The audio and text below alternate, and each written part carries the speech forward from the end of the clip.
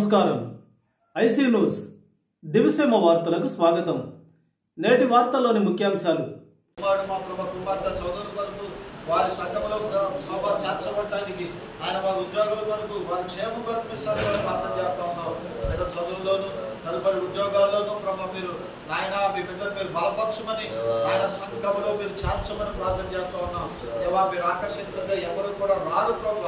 అన్నాడు మీరు శిష్యులతో మీరు చెప్పారు, నా తండ్రి ఆకర్షిస్తేనే కానీ లేకపోతే ఎవరు కూడా నా యొక్కకు రారని. ప్రభావ మీరు ఆకర్షించండి, కుటుంబాలను మీ సన్నిధికి రాగలటానికి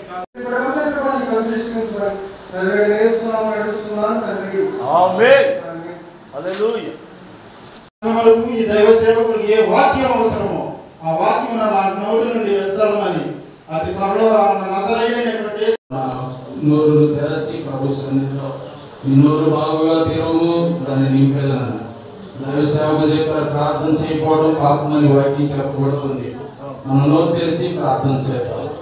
స్తోత్రం స్తోత్రం స్తోత్రం స్తోత్రం స్తోత్రం స్తోత్రం స్తోత్రం. మన రెండు హస్తాలు ఆకాశం వైపు చాపుదాం. మన రెండు హస్తాలు ఆకాశం వైపు చాపి ప్రభు సన్నిధిలో